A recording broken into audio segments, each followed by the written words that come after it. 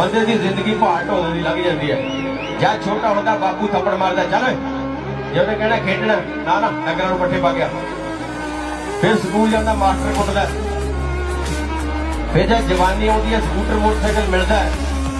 फिर थोड़ी जी खुली मिलती है छुट्टी फिर पैसे नहीं होंगे फिर तंगी। फिर जब नौकरी लग जाता या दिहाड़ी टप्पा करता है या कणक कुणक सिट के गुंडी गंडी ला के बना 10-20 हज़ार।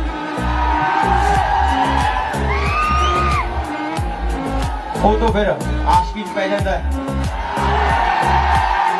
वो जो 10-20 हज़ार की गुंडी होती है तेज लग जाती है बनता फिर कुछ नहीं। फिर ब्याह हो जाता फिर जनानी ने मेकअप नहीं मुकता फिर न्याणे हो जाते फिर गधे वाला काम हो जाता। बंदे की कोई जिंदगी होनी जिन्ना अत्याचार बंदे से होता कितने होंगे नहीं दुनिया।